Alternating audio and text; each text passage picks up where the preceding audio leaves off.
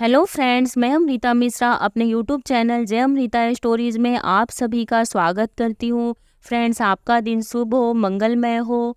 आज मैं आप सभी को पुरुषोत्तम मास महात्म कथा अध्याय 15 सुना रही हूँ।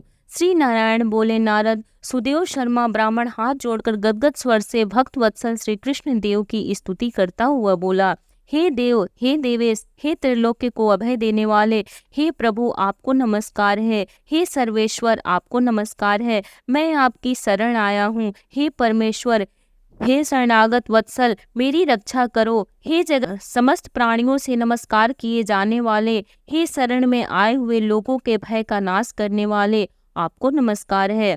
आप जय के स्वरूप हो, जय के देने वाले हो, जय के मालिक हो, जय के कारण हो, विश्व के आधार हो, विश्व के एक रक्षक हो, दिव्य हो, फलों के बीज हो, फलों के आधार हो, विश्व में स्थित हो, विश्व के कारण हो, फलों के मूल हो, फलों के देने वाले हो, तेज स्वरूप हो, तेज के दाता हो, सब तेजस्वियों में श्रेष्ठ हो, कृष्ण हो, विष्णु हो, वासुदेव हो, दीन वत्सल हो, ऐसे आपको मैं नमस्कार करता हूँ।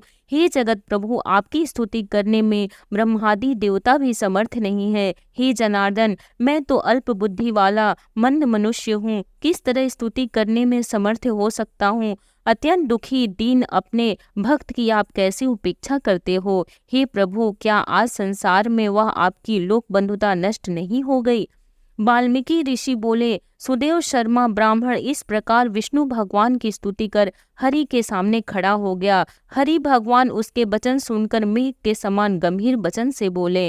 श्री हरि बोले, हे वत्स, तुमने जो तप किया वह बहुत अच्छी तरह से किया। हे तपोधन, क्या चाहते हो सो मुझसे कहो। तुम्हारे तप से प्रसन्न मैं उस वर को तुम्हारे लिए दूंगा, क्योंकि आज के पहले ऐसा बड़ा भारी कर्म किसी ने भी नहीं किया है। सुदेव शर्मा बोले, हे नाथ, हे दीन बंधो, हे दयानिधे, यदि आप प्रसन्न हैं तो हे विष्णु, हे पुराण पुरुषोत्तम, कृपा कर आप मेरे लिए सत्पुत्र दीजिए। हे हरे, पुत्र के बिना सूना या गृहस्थ आश्रम धर्म मुझको प्रिय नहीं लगता। इस प्रकार हरि भगवान सुदेव शर्मा ब्राह्मण के वचन को सुनकर बोले। श्री हरि भगवान बोले, हे द्विज, पुत्र को छोड़कर बाकी जो न देने के योग्य है उसको भी तुम्हारे लिए दूंगा, क्योंकि ब्रह्मा ने तुम्हारे लिए पुत्र का सुख नहीं लिखा है। मैंने तुम्हारे भाल देश में होने वाले समस्त अक्षरों को देखा, उसमें 7 जन्म तक तुमको पुत्र का सुख नहीं है। इस प्रकार ब्रज प्रहार के समान निष्ठुर हरि भगवान के वचन को सुनकर जड़ से कट जाने से वृक्ष के समान वह सुदेव शर्मा ब्राह्मण पृथ्वी तल पर गिर गया। पति को गिरे हुए देख और गौतमी स्त्री अत्यंत दुखित हुई और पुत्र की अभिलाषा से वंचित अपने स्वामी को देखती हुई रुदन करने लगी। कुछ समय बाद धैर्य का आश्रय लेकर गौतमी स्त्री गिरे हुए पति से बोली। गौतमी बोली, हे नाथ, उठिए उठिए, क्या मेरे वचन का स्मरण नहीं करते हैं। ब्रह्मा ने भाल देश में जो सुख दुख लिखा है वह मिलता है। रमानाथ क्या करेंगे। मनुष्य तो अपने किए कर्म का फल भोगता है। अभागे पुरुष का उद्योग मरणासन पुरुष को औसत देने के समान निष्फल हो जाता है। जिसका भाग्य प्रतिकूल है उसका किया हुआ सब उद्योग व्यर्थ होता है। समस्त वेदों में यज्ञ, दान, तप, सत्य, व्रत आदि की उपेक्षा हरि भगवान का सेवन श्रेष्ठ कहा है, परंतु उससे भी भाग्य बल श्रेष्ठ है। इसीलिए सर्वर्थ में विश्वास को हटाकर उठिए और शीघ्र दैव का ही आश्रय लीजिए। इसमें हरि का क्या काम है। इस प्रकार उस गौतमी के अत्यंत शोक से युक्त वचन को सुनकर दुख से कांपते हुए गरुड़ जी विष्णु भगवान से बोले।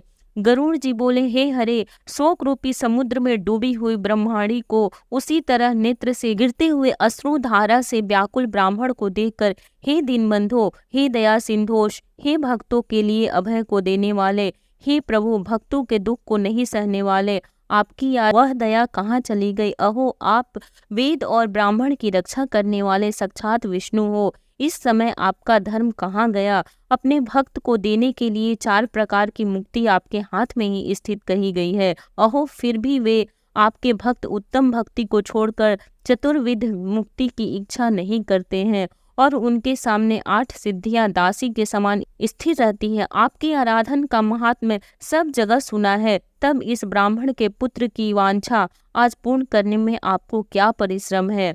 हाथी दान करने वाले पुरुष को अंकुश दान करने में क्या परिश्रम है। अब आज से कोई भी आपके चरण कमल की सेवा नहीं करेगा। जो पुरुष के भाग्य में होता है वही निश्चय रूप से प्राप्त होता है। इस बात की प्रथा आज से संसार में चल पड़ी और आपकी भक्ति रसातल को चली गई, अर्थात लुप्त हो गई। हे नाथ, आप करने तथा न करने में स्वतंत्र हैं। यह आपका सामर्थ्य सर्वत्र विख्यात है। आज वह सामर्थ्य इस ब्राह्मण को पुत्र प्रदान न करने से नष्ट होता है। इसीलिए आप इस ब्राह्मण के लिए अवश्य एक पुत्र प्रदान कीजिए। सुदामा ब्राह्मण ने आपकी आराधना कर उत्तम वैभव को प्राप्त किया। आपकी कृपा से सांदीपनि गुरु ने मृत पुत्र को प्राप्त किया। इन कारणों से पुत्र की लालसा करने वाले ये दोनों स्त्री पुरुष आपकी शरण में आए हैं। श्री नारायण बोले, इस प्रकार विष्णु भगवान अमृत के समान गरुड़ के वचन को सुनकर गरुड़ जी से बोले, हे पक्षीवर, हे वैनतेय, इस ब्राह्मण को अभिलाषित एक पुत्र शीघ्र दीजिए। इस प्रकार अपने अनुकूल हरि भगवान के वचन को सुनकर गरुड़ जी ने अत्यंत प्रसन्नचित्त होकर उस पृथ्वी के देवता दुखित ब्राह्मण के लिए अनुरूप सुंदर पुत्र को जल्दी से दे दिया। जय श्री कृष्ण। राधे राधे। मास महात्मा कथा अध्याय 16 सुना रही हूँ। श्री नारायण बोले, हे महाप्राज्ञ, हे नारद, वाल्मीकि ऋषि ने जो परम अद्भुत चरित्र निर्धनवा राजा से कहा उस चरित्र को मैं कहता हूँ, तुम सुनो। वाल्मीकि ऋषि बोले, हे त्रिधवन, हे महाराज, हमारे वचन को सुनिए। गरुड़ जी ने केशव भगवान की आज्ञा से इस प्रकार ब्राह्मण श्रेष्ठ से कहा। गरुड़ जी बोले, हे द्विज श्रेष्ठ, तुमको 7 जन्म तक पुत्र का सुख नहीं है। यह जो विचार हरि भगवान ने कहा सो इस समय तुमको वैसा ही है। फिर भी कृपा से स्वामी की आज्ञा पाकर मैं तुमको पुत्र दूंगा।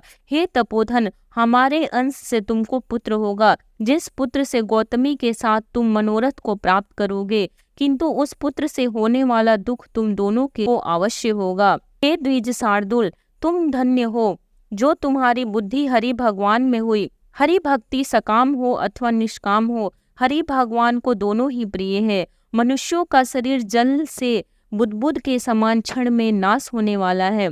उस शरीर को प्राप्त कर जो हृदय में हरि के चरणों का चिंतन करता है वह धन्य है। इस अत्यंत दुस्तर संसार से तारने वाले हरि भगवान के अलावा दूसरा और कोई नहीं है।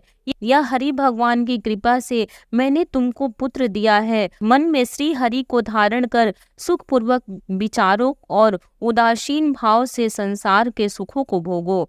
वाल्मीकि ऋषि बोले, गौतमी और सुदेव दोनों स्त्री पुरुष के देखते देखते उत्तम वर को देकर उसी समय गरुड़ पर सवार होकर भगवान हरि शीघ्र ही बैकुंठ को चले गए। सुदेव शर्मा भी स्त्री के साथ अपने मन के अनुसार पुत्र रूप वर को पाकर अपने घर को आया और उत्तम गृहस्थ आश्रम के सुख को भोगने लगा।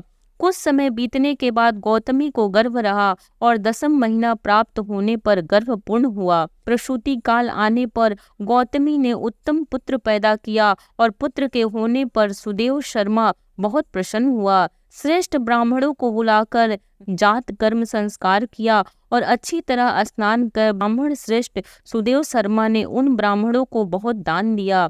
ब्राह्मण और स्वजनों के साथ बुद्धिमान सुदेव शर्मा ने नामकरण संस्कार किया। कृपालु गरुड़ जी ने प्रेम से यह पुत्र हुआ था। शरतकालीन चंद्रमा के समान उदय से प्राप्त तेजस्वी यह सुख के सदृश है। इसीलिए मेरा यह प्रिय पुत्र सुखदेव नाम वाला हो। माता के मन को आनंद देने वाला वह पुत्र पिता के मनोरथों के साथ साथ शुक्ल पक्ष के चंद्रमा के समान बढ़ने लगा।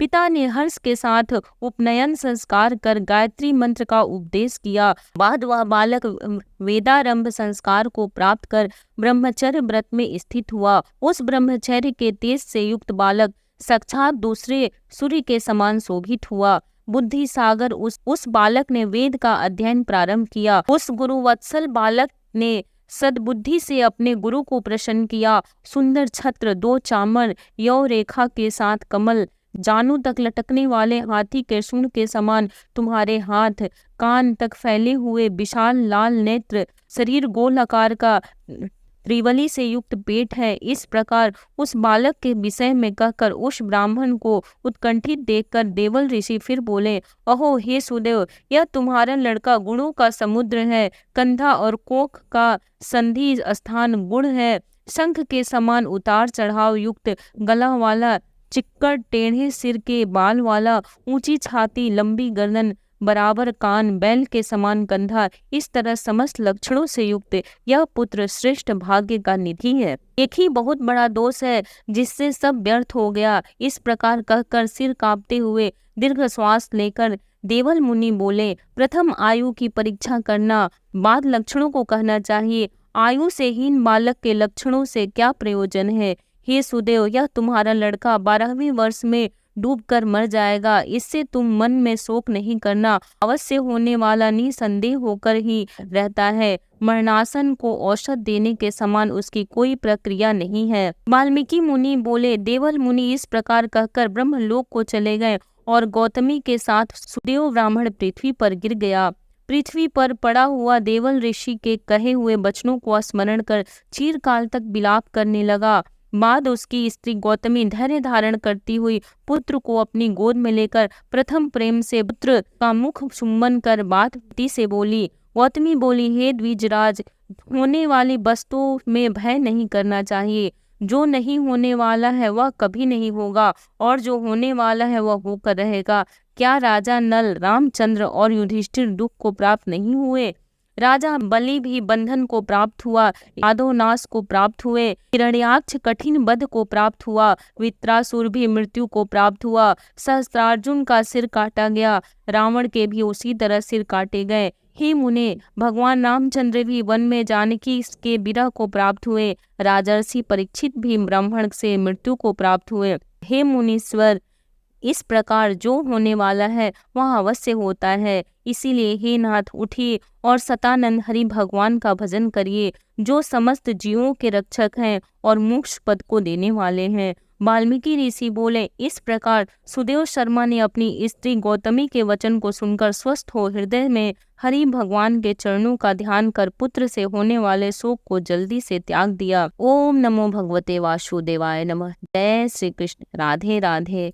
फ्रेंड्स, यदि ये कथा आपको अच्छी लगे तो प्लीज़ लाइक कर दीजिए, चैनल को सब्सक्राइब कर दीजिए, बेल नोटिफिकेशन को प्रेस कर दीजिए, ताकि जब भी मैं कोई नई वीडियो अपलोड करूं उसकी नोटिफिकेशन सबसे पहले आपको मिले। जय श्री कृष्ण। राधे राधे।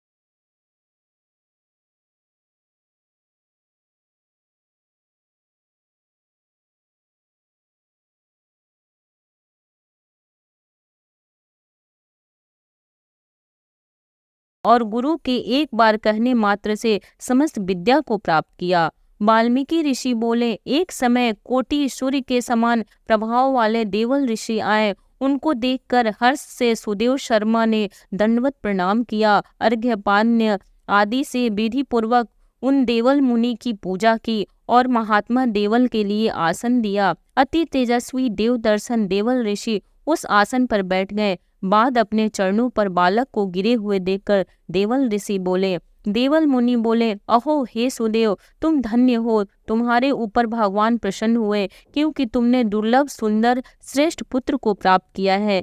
ऐसा विनीत, बुद्धिमान, बोलने में चतुर, वेद पाठी और शीलवान पुत्र कहीं भी किसी के यहाँ नहीं देखा। हे पुत्र, यहाँ आओ, तुम्हारे हाथ में यह कौतुक क्या देखता हूँ।